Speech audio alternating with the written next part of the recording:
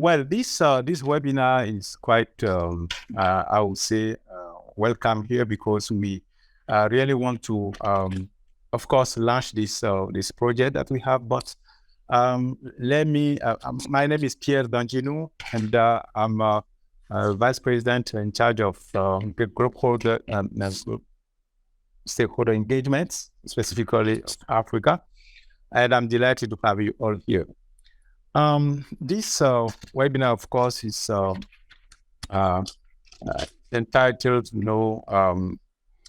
Building African IXP Infrastructure, Progressing the Coalition for Digital Africa.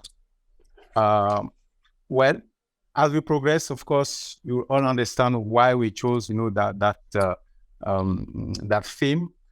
But suffice to say that the Coalition for Digital Africa is a joint, I would say, partnership initiative that ICANN came up with in December 2022, and that was launched, during the IGF in Addis Ababa. We are going to hear more on that from one of our panelists. Let me also say that it's coming at a very interesting, moment. I was reading one of the reports, from the World Economic Forum that ended a few days ago in Geneva, and one of the conclusions was quite interesting, to read. They were saying that with unemployment rates, raised by the COVID-19, digital economy presents an opportunity to create innovative and new jobs and stimulate entrepreneurialism in new subsectors of the economy like e-commerce and fintech. Key to this solution will be development of digital infrastructure and empowering population with the tools to participate in the digital economy, access to the internet, and also it was important to really empower the population with the tools to participate in the digital economy. I think that's quite important, especially when one looked at access to the internet is regarded as one of these metrics today, and that by 2020 that we know only 53 of people and 16 of the world's poorest has access to the internet. So that is crucial that we do have the necessary infrastructure, hardware and software to boost this interconnectivity. And it's going to be also crucial to targeting growth in new sectors in the pursuit of the sustainable development goals. Against that, this background, of course, the coalition was crafted. But under the coalition, also, we did have a few projects, and one of them is the one we are going to talk about today, which is the Africa IXP initiative or project that we are jointly implementing with ISOC partners. So, what we are going to have here is our panel of CEO that are going to tell us more about these projects and also what could be the expectation from that project. It's a pleasure for me to be introducing our CEOs. Of course, Mrs. Sally Costerton, which is the interim CEO and president of ICANN, and also Mr. Sullivan, which is the CEO of Internet Society. We are going to hear from them, and from different angles, they are going to tell us exactly, what this partnership, sought out to do. Before we reach out to them, we are going to really give the floor to Michuki from ISOC to really present and give us more details on this project we are launching today. And without any further ado, then I would like to give the floor to Michuki to take us through this project for close to 10 minutes, and that will start our panel. So Michuki, if you can hear me, the floor is yours. Thank you, Pierre. Good morning, good afternoon, good day, depending on where you are. My name is Michuki Mwangi. I'm the distinguished technologist for internet growth at the Internet Society. I will make a quick effort to sort of walk you through around the state of peering interconnection in the continent, and basically just to lay the foundation for this conversation. and hopefully also share why this is important for us as an organization before I hand over back to Pierre. All right, so I will start with this slide that probably most of you have seen, but I want to talk through it because it's an important slide that it shows two things. So I'll start with a diagram on my left, or probably you're seeing it from your left, the submarine cable. That's done by Steve Song, maintains it on his website, manypossibilities.net, the submarine cable fiber. And what's interesting about this map is that if you look at the history of submarine cables, just very recently in 2009, we had just one submarine cable. But at present, there are at least 19 cables, according to this map, serving the continent, 11 of them serving the western seaboard, 8 of them serving the eastern one, and we have the 2 Africa cable, which is meant to go around the entire continent. Their total capacities of 700 terabytes, and according to research by Hamilton Martins as of December 2021, the international bandwidth capacity for Africa cumulatively was about 26.9 terabits. I presume that must be much higher given the growth that was seen in 2022. These cables have actually impacted the landed capacity costs across many of the locations where they land or where they're landing stations. That has dropped. As of 2009 or before, countries that didn't have any submarine cable landing stations were buying through satellite. That was about $600 or thereabouts per meg. According to Telegeography, looking at the presentation they gave at AFPIF last year, many countries were seeing prices of less than $10 a meg for 10 gigabits. So that's quite a huge drop within a 14-year period. If you look at the image on the right, again, you'll find that on the afterfiber.nsrc.org. It's the partnership. Steve Song has played an important role in maintaining that as well with NSRC. You will see that the terrestrial infrastructure is growing, and it's growing quite significantly. According to Hamilton Research, again, they're pointing to that 57% of the population in sub-Saharan Africa, that's about 670 million people, live within a 25-kilometer radius to an operational fiber optic network. And that's really impressive in terms of the investment that we've seen on fiber in the continent. But when we look at usage, Africa is not doing well compared to the global average.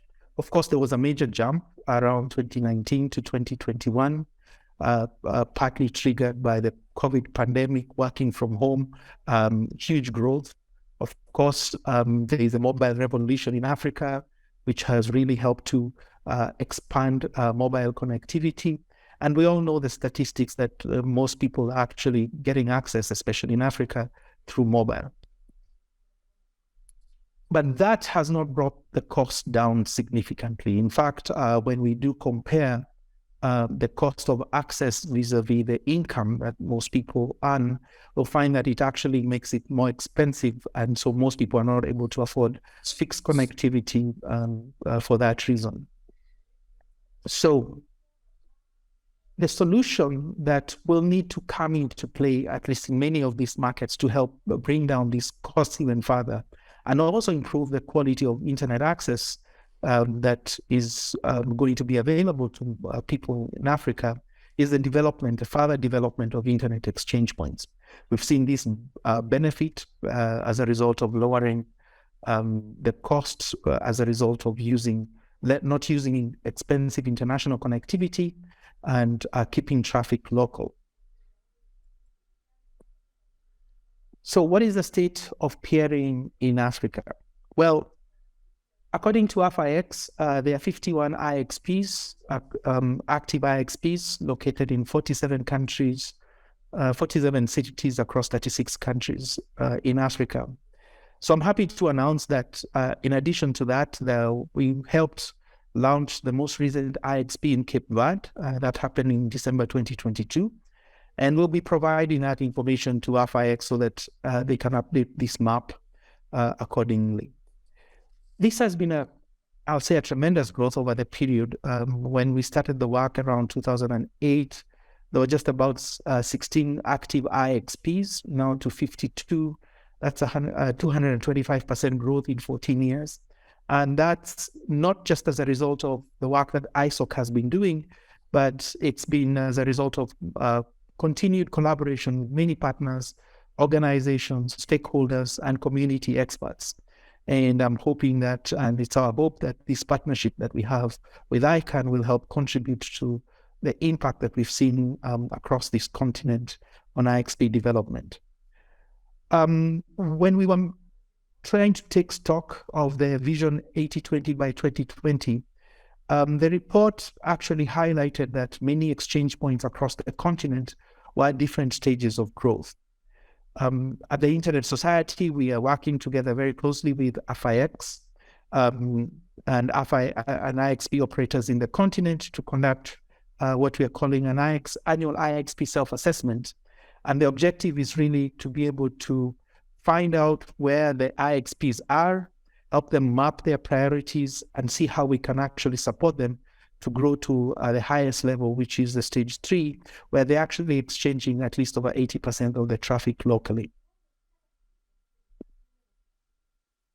Another important element that we need to also look through is the growth of internet routes across the continent. Now, when you look at this map, basically from 2016 to 2022, again, coming from Telegeography's presentation last year at AFPIF, they're showing that there's been a huge growth in the number of routes. Now, if you link this to the first diagram that I showed on the right, which was the terrestrial infrastructure, it shows that operators are actually taking advantage of the terrestrial infrastructure that has been built and are trying to exchange traffic within the continent. So there are a few hubs that are emerging. We're seeing Kenya, Nigeria, and South Africa. We are seeing this as hubs because also in the most recent past, this is where we've seen the investments, most of the investments on data centers have been announced. And also that's where we're seeing a lot of traffic flowing into and quite a huge number of the large CDNs are also building into those hubs and deploying their POPs and another infrastructure to support their reach. Essentially, what this shows is that the edge is moving closer to end users in Africa.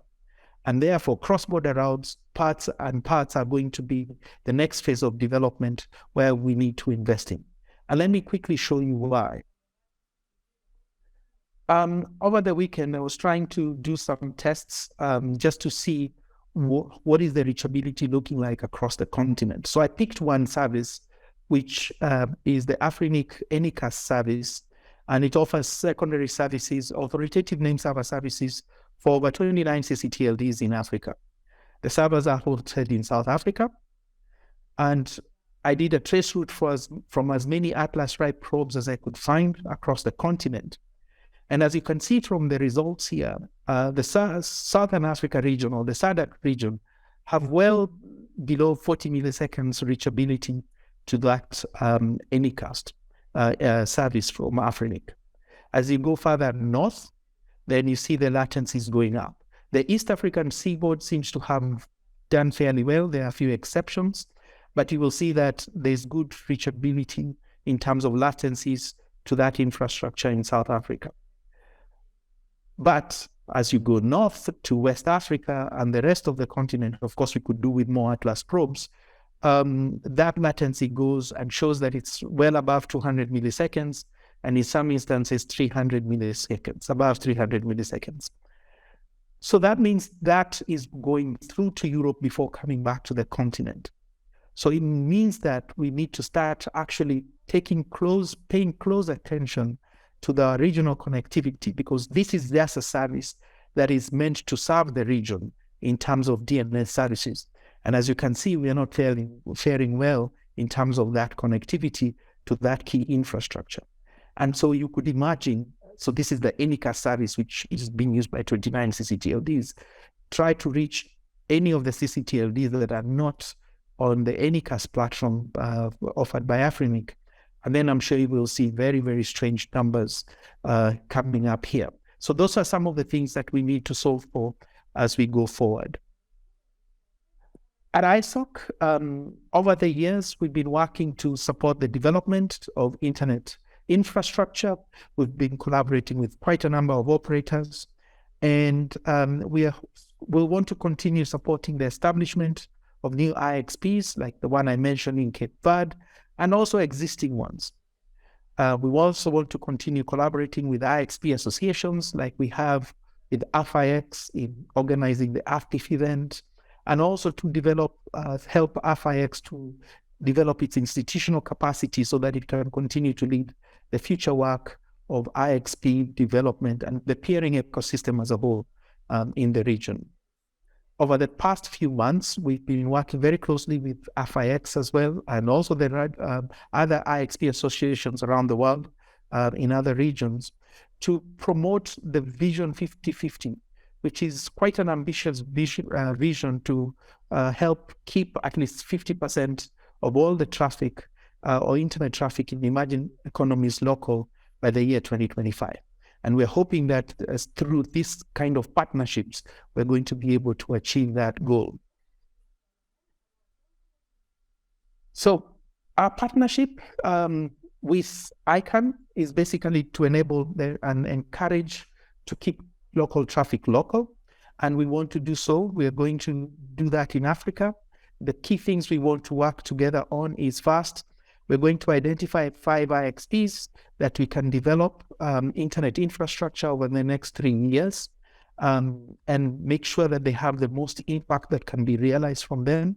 We'll also work to develop their capacity in terms of their make sure they have a good plan tailored to meet the needs of that community, and also make sure that they're sustainable. So those are the key 3 areas that we're going to work on with ICANN over the next 3 years in supporting at least 5 IXPs across the region. So I'll be remiss if I would end without inviting you to come to attend some of our events that are happening later on this year. The Central Africa Peering Forum, the West Africa Peering Forum are events that we are planning to organize this year. We'll be announcing that. The Central Africa is in April, the West Africa later on. And the AFPIF event, of course, as a major peering event for the continent in August. And of course, our online trainings that will help you get the knowledge that you need to be able to develop and support the internet infrastructure in the continent. So Pierre, I know I'm running over time, but I'd like to end there and thank you very much. Thank you. Thank you very much, Michuki. And of course, very interesting, presentation in terms of, the conclusion. This also gives a rationale for us to be investing on internet exchange points. So thank you very much.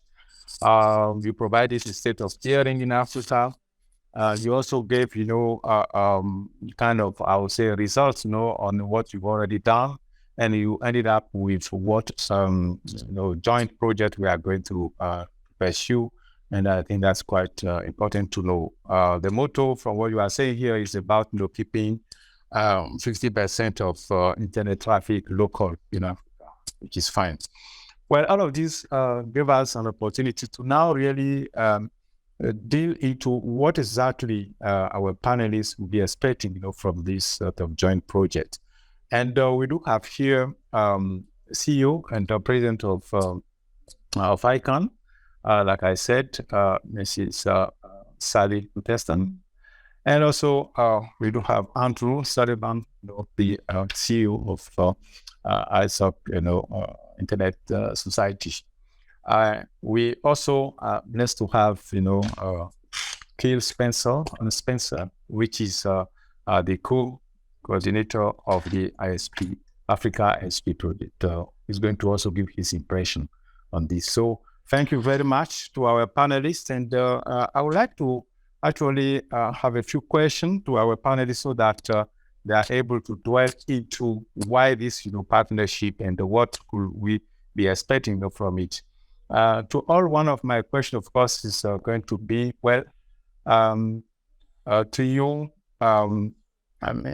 she's Costerton, and to Sullivan. What is your, why this partnership, under the coalition is so important for your distant organization? Let's go first for Sally, please. Thank you so much for putting this webinar together today, and to so many of you for attending. And I really wanted to just take the opportunity to explain a little bit about why ICANN is partnering with ISOC in this initiative and where it fits with ICANN's work.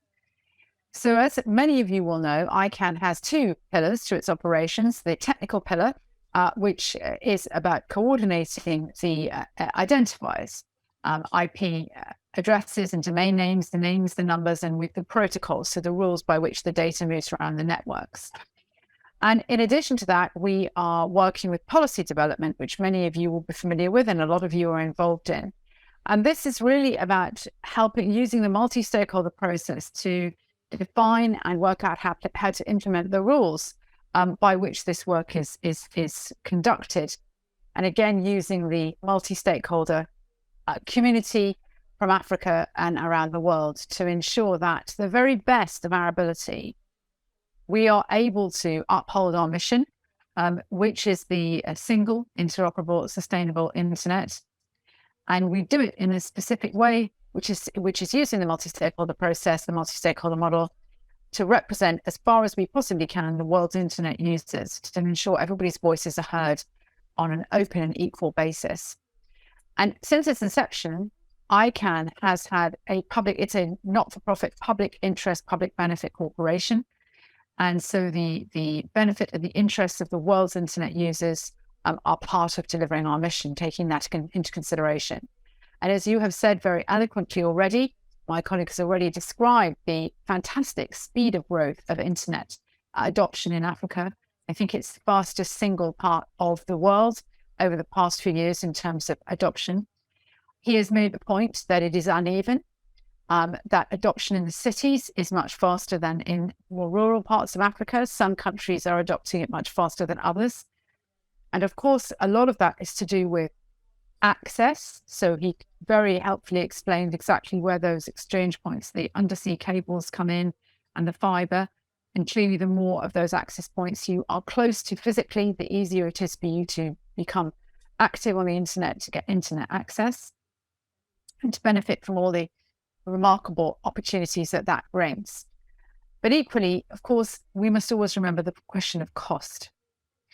And you talked about cost already, and the critical issue of keeping internet access at an affordable level so that as many people as possible around the world, particularly here we're talking about Africa, can access the internet. So it's the combination of the access points and the cost that is critical for us as well to be able to deliver our mission. And in that, we have put together, as Pierre said last year, the idea of a coalition to build on the work we already do in Africa. And this is to convene partners together in Africa, local partners, to do locally implemented projects with the primary goal of making sure that we have faster, cheaper access in Africa to the internet. And we will do our piece as part of the domain name system. As many of you will know, without the domain name system, the internet as we know it today wouldn't exist. So it's extremely important that we protect its security. And initiatives with ISOC today do cover DNS security very directly. In ICANN called Root Cluster instance into Nairobi. This was happened in November. And this halved the speed, or doubled the speed, I should say, halved the time of internet access in Kenya and East Africa, almost overnight, by simply putting in significant amounts of infrastructure that allow that to keep that traffic inside Africa. And we took it from 40% of traffic going via Europe, as just been explained, to only 25%. And that is a critical aspect, not just in speed and resilience and latency, but also in keeping down the costs.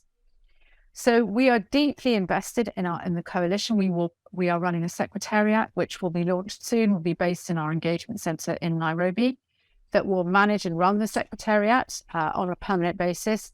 And we are encouraging partners from government, from civil society, and from all stakeholder groups in Africa to come to us to help us to make the most of what we have. So I really want to thank ISOC and Andrew and the team for giving us the opportunity to bring this project inside the coalition and to partner together over the next 3 years on helping these 5 IXPs to really grow and thrive. And I think we are very excited to start this process and to see what can be done. And finally, I'm hoping that as part of this, not only will we help far more people in Africa get internet access quickly and affordably and in their own languages, very key part of this, but also we will see more people participate in the policymaking at ICANN and helping us to understand better and to build rules around what people need in terms of broader internet use as part of this process. So I want to thank everybody very much. And thank you. Back to you, Pierre. Thank you. Thank you very much, Sally, because you took us through, why, ICANN is in this one and what we also expect that's going to bring to Africa. Thank you very much. Now, let me turn to Andrew Sullivan and please ask him, in fact, the same question. Why is this partnership under the umbrella of the coalition important for your organization? Please, Andrew. Thanks, Pierre. So one of the central things that people have started to forget about the internet is that it is fundamentally a collaborative effort. It is fundamentally an effort that requires a lot of different partners to come together and build infrastructure and build the services that we all rely on and so on. Without that kind of collaboration, the internet doesn't work because it's a network of networks. It requires a lot of different people to participate. And that is part of the strength of the internet. It's one of the things that makes it, makes it thrive and makes it available to all of us. So I'm super grateful that that ICANN has become a partner with us in this effort. This is not the first time that we've been working with various partners in Africa. We started the collaboration with the African Peering and interconnection community back in 2010, and so we've been working on this for quite some time. But it's really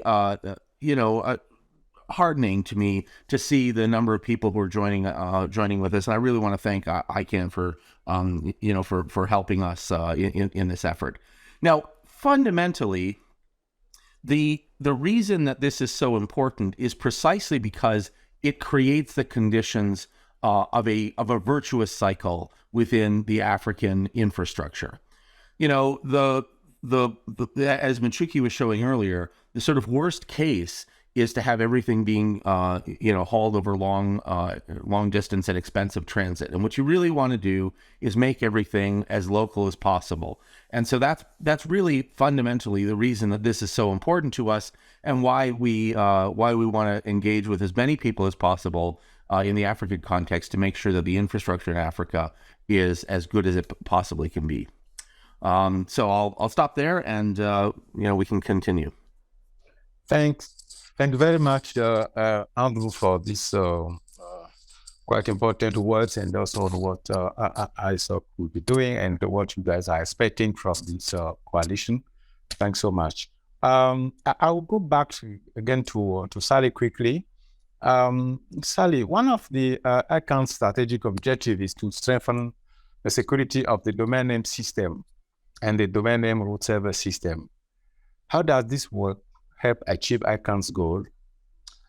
What does this partnership mean for ICANN? Thank you, Pierre. Yes, security is part of ICANN's mission, and that applies to us globally. And what we realize is that the internet, of course, is a network of networks. And as Andrew said, we need to partner locally, regionally, and nationally to build more secure, more robust technical infrastructure that provides people with confidence governments and stakeholders with confidence that they are investing in a system which they can rely on, they can trust, and that is going to be safe and secure for them to use to do business and to live their lives more productively.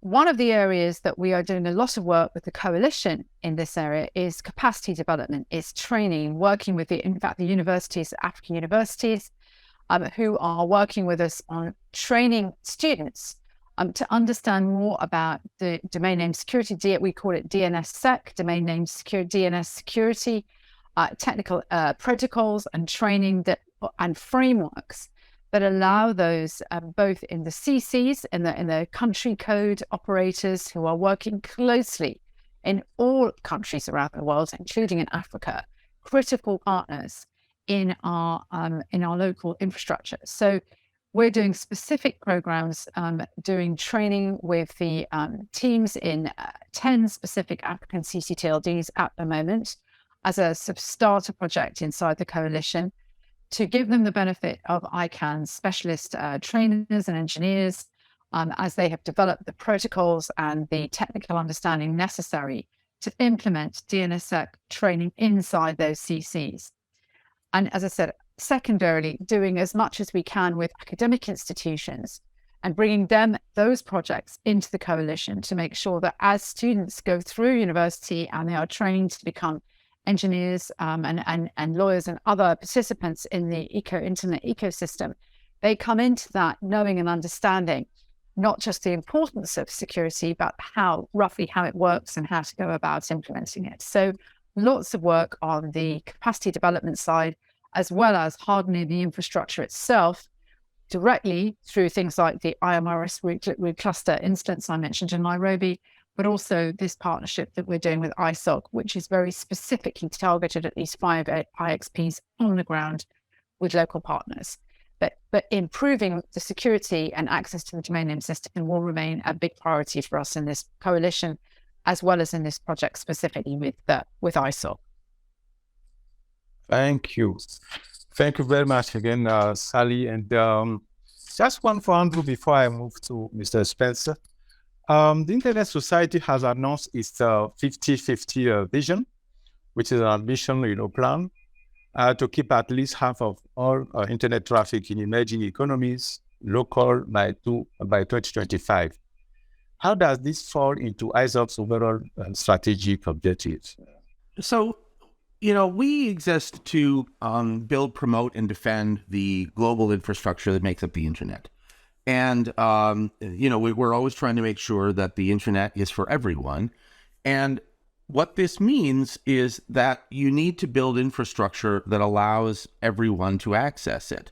So the thing about keeping traffic local is that it's really fundamentally a matter of providing the best experience for everybody who connects to the internet.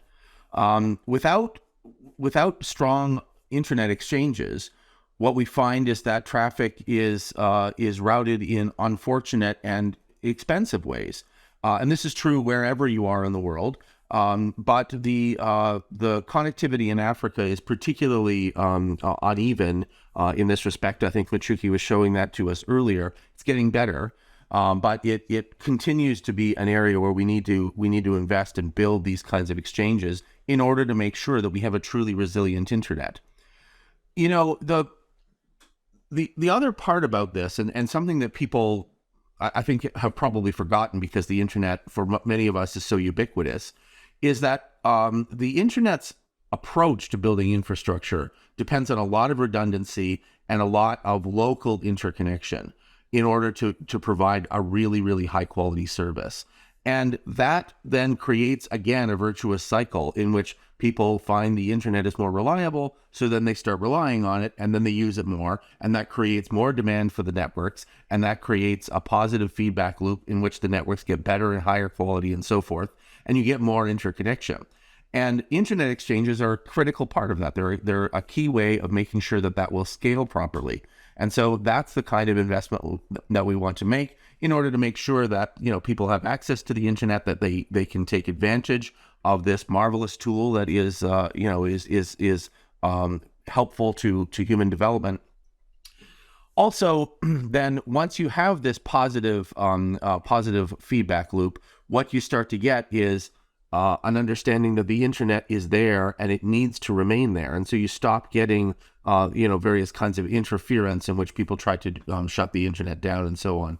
So I mean, from our point of view, this is just an obvious investment to make. We need to make sure that internet exchanges are ubiquitous and that they're well managed, they're independent ones, because that's what creates the conditions under which the internet can really thrive. Andrew, and thankful for those important clarifications on 50 vision. Now let me go to Mr. Caleb Spencer, which is actually the co-coordinator of this Africa ISP project. He will tell us more on what he's doing on the ground, of course, but also telling us what he thinks about this Coalition for Digital Africa initiative, but more specifically on the Africa ISP project. So the floor is yours, please, Mr. Spencer. All right. It's great to be here. I'm really happy with the high number of participation in the room. We've got 180 plus attendees, which is really great. And I'm grateful to ICANN and ISOC for coordinating this program. It looks like it's going to be a fantastic investment in our region. Briefly on the African IXP Association, we're a collection of internet exchange point operators from across the region that work to promote the interests of IXPs and by way of that, the end users and the internet generally in our region. We help coordinate the African Peering and Interconnection Forum, which, as Michuki mentioned, will be in Ghana in August this year. We help coordinate training workshops. We publish resources related to internet exchange points and interconnection. We work to promote enabling policy environments and generally work to make the internet cheaper, faster, and more reliable.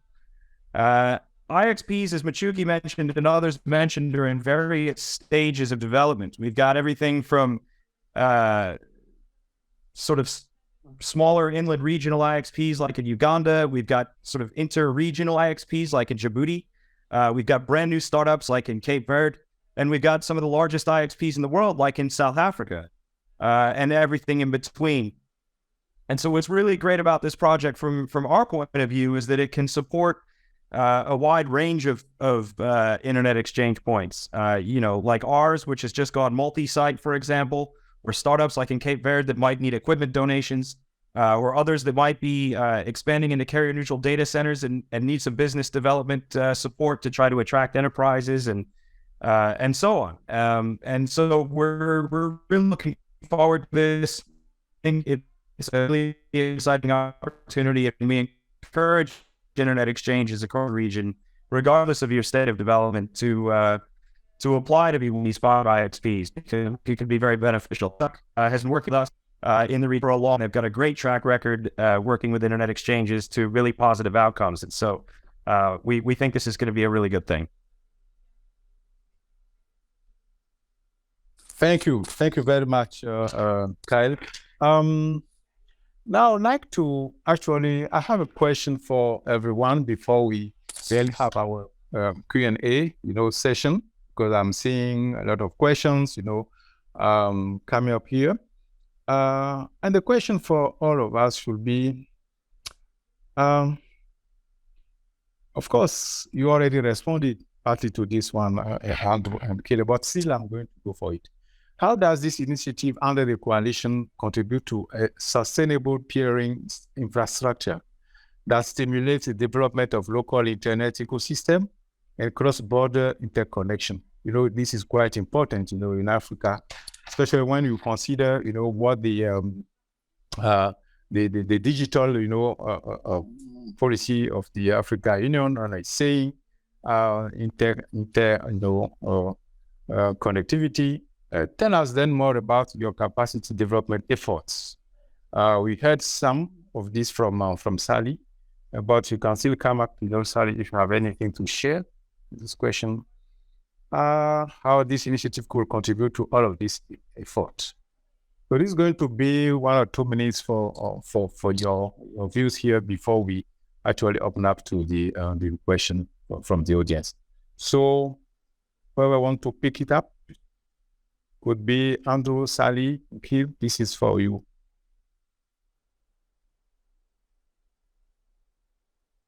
Andrew, do you want to go first? Sure. I'm happy to talk about this.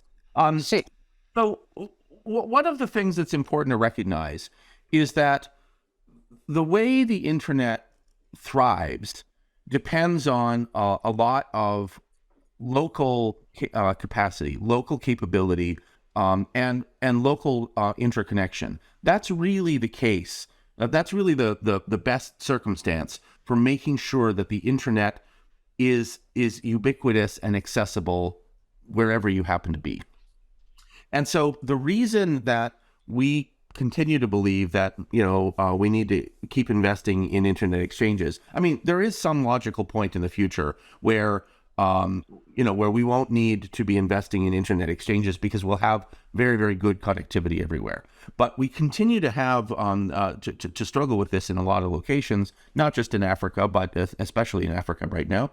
And what these exchange points do is they really create the circumstance in which you get more interconnection. You attract more domain name servers. You attract more mirrors of the root servers. You attract more time servers. You attract more web caches and content and CDNs and so forth.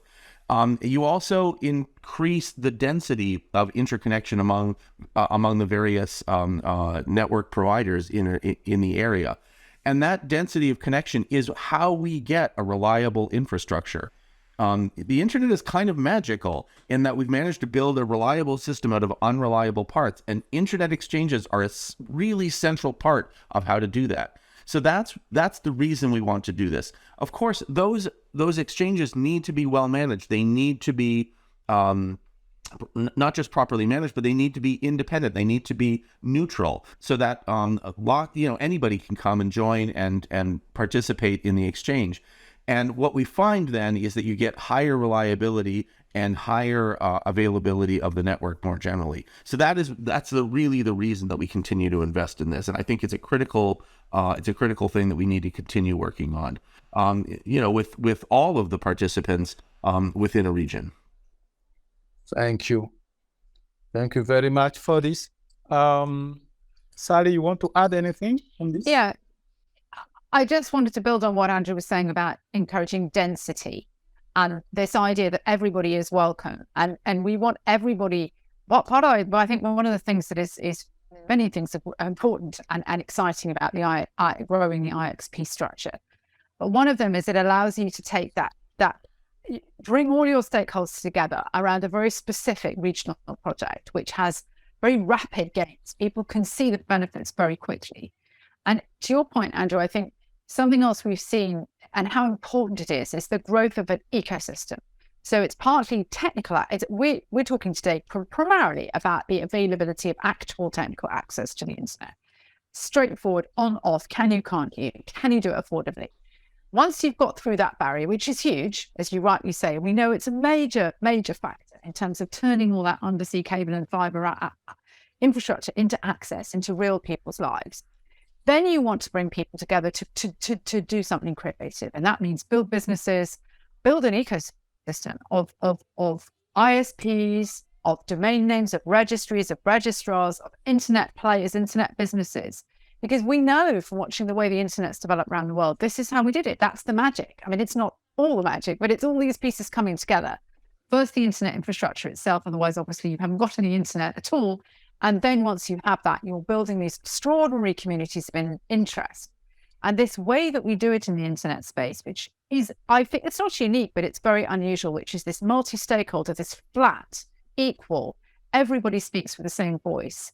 That is a huge part of the importance of the coalition. So while Andrew and ISOC are extending their long period of work building IXPs and working on IXPs, which ISOC has been doing for many years, we want to really support this, but also really promote the growth of this ecosystem and these communities where people are going to be more successful. And I've seen so many people in the chat today, which I'm very excited about, offering help. That's what it looks like. The partner in the coalition, we're really happy that you've signed up to the coalition along with ISOC, along with the African already have, so that we can work better together. And having these IXPs provides that real geographical focus. Because the idea of working better together, it can sometimes be a bit woolly and a bit vague. And it's great, but we've got to direct all that effort somewhere specific. We've got to do something material with it, like right now. And so things like the IMRS instance in Kenya is another example where you've got now a major piece of new technical infrastructure, which the Kenyans are very excited about, and the East Africa community is benefiting. It's another area where we can really coalesce together to do more and to bring more people on board. So anything we can do in the coalition, anything we can do as ICANN, I'm asking my colleagues to post the link to the coalition in the chat so everybody can see it. Go and have a look, come and join if it's something, if you have programs that you'd like to bring us. Because it is, we do, I like you, Andrew, I would love to be on a webinar soon where we say, we don't need any more infrastructure, we're good, but we're not there yet. Thank you. Thank you very much, Sally. And maybe for a few seconds, my last question I had in mind was, well, what's one thing everyone in this audience can help in the connecting of more people to the internet in Africa? 1 or 2 seconds, because the rest of the time is going to be for our audience, for the question and answers, please. Just one thing. I would say the one thing is take part, have your voice heard, bring yourself to the discussion, honestly, and anything we can, and ISOC has many ways of doing this, and many other organizations in the ITU and many of the partners in the coalition, and ICANN as a whole, not just through the coalition, but if any of you on this call would like to have any kind of say, any kind of participation of any type in the issues we've been talking about, we are able to come and talk to us. Sorry to stop. Go ahead. Thank you. Thank you very much, Sally. Andrew, was there one thing you like everyone here in this audience, contribute? I don't know if everybody here, because this is a sort of nerdy thing, but one of the things that we operate are the peering and interconnection forum. Michuki was mentioning them earlier. There's one for all of Africa, but we have a couple of extras that are running this year, and I think some of the links were posted in the chat earlier. So I encourage people to get involved in that, because those peering forums are a way in which network operators can come together and make their infrastructure denser. Thank you very much. So seeing both Sally and Andrew mentioning get involved is quite important. How about you, Spence, Mr. Kyle? Sorry, I was working on the questions in the Q&A chat. Can you refresh me on the question here? This question is about the only one sort of thing everyone in this audience can help in the connecting of more people to the internet in Africa. Well, I mean, it's important for end users to make sure that their internet service providers are connected to the exchange if they want a good experience in their domestic market. That can help, right? So choosing ISPs and which one you use at home or at your office, depending on whether or not they're connected to the exchange as you want.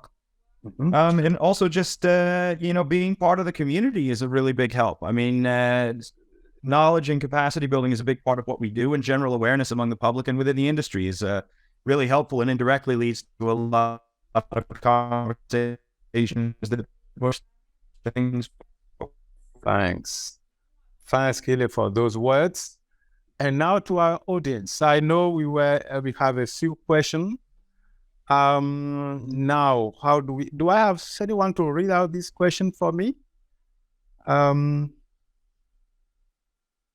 Luna, Gael, or Bob?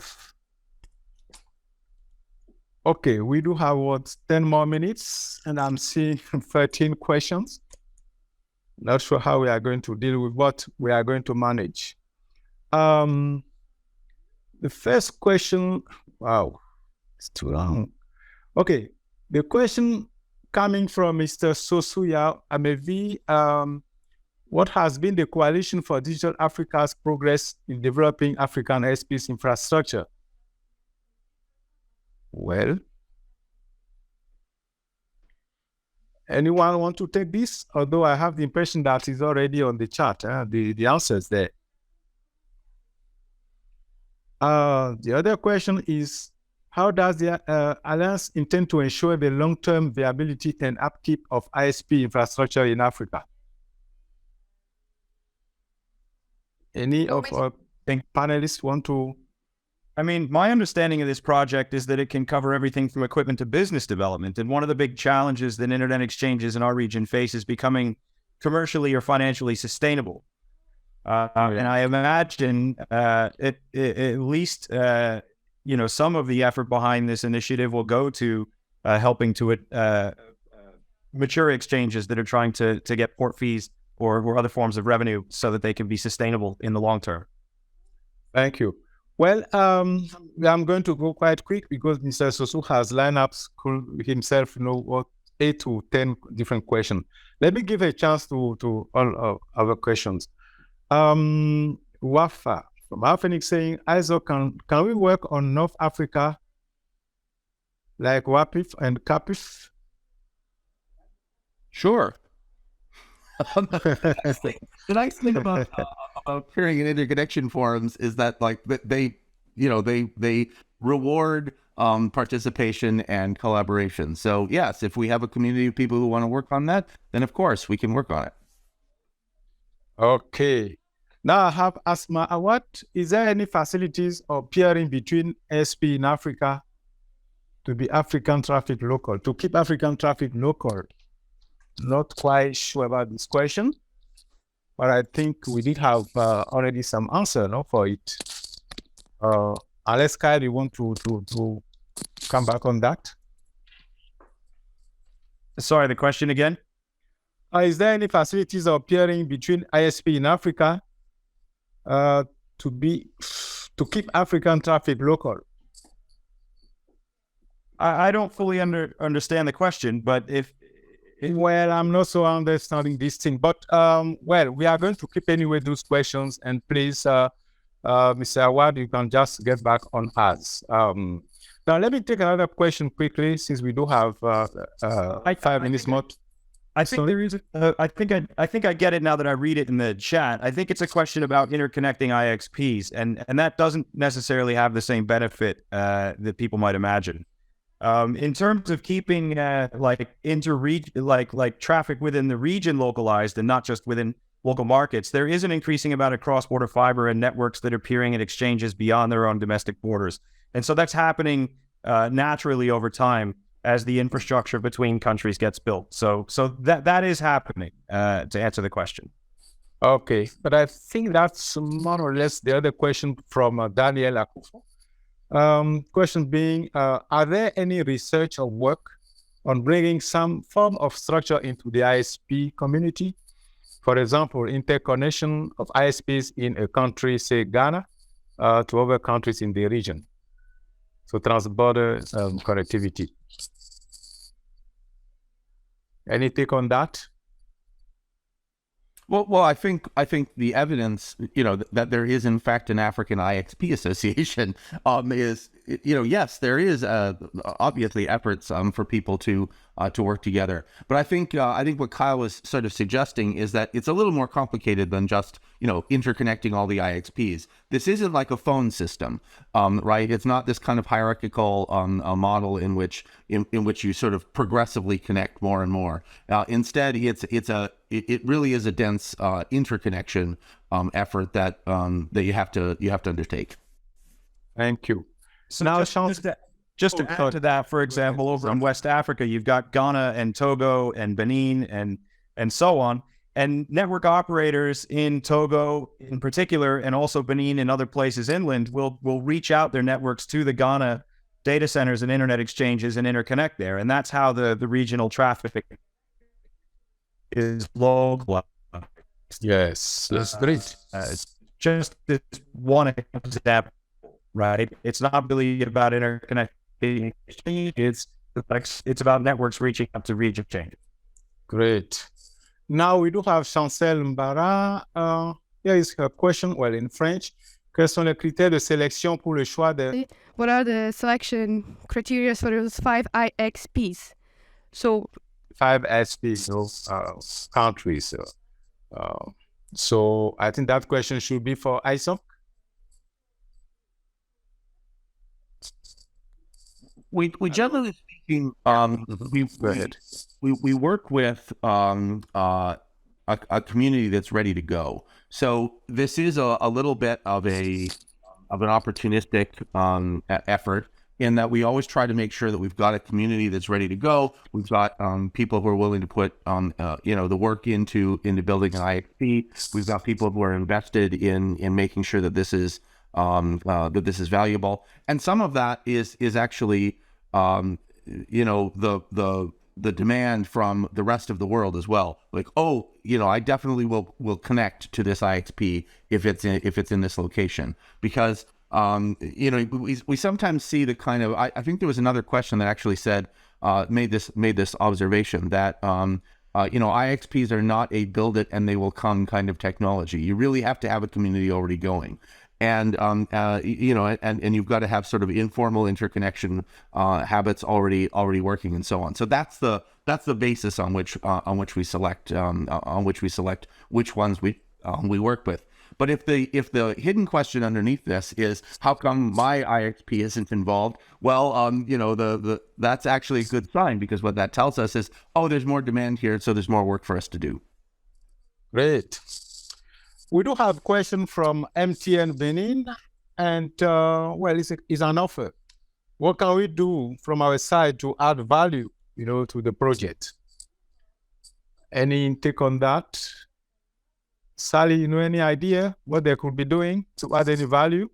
Yes, I would very much welcome an engagement through either ICANN directly, to Pierre, to you and your team. And I'm just going to ask Luna to put the Africa engagement email address in the chat more broadly, but also to the coalition. And that is at the top of the chat, which Luna Madi has posted. So I would very much welcome that engagement. And we always want to talk to anybody who is interested in engaging in developing awareness and understanding of these programs, or in helping us to become a part of capacity development initiatives, as we've been discussing on the call. So please get in touch with us directly, is what I would ask for. Thank you. Wonderful. Thank you, Sally.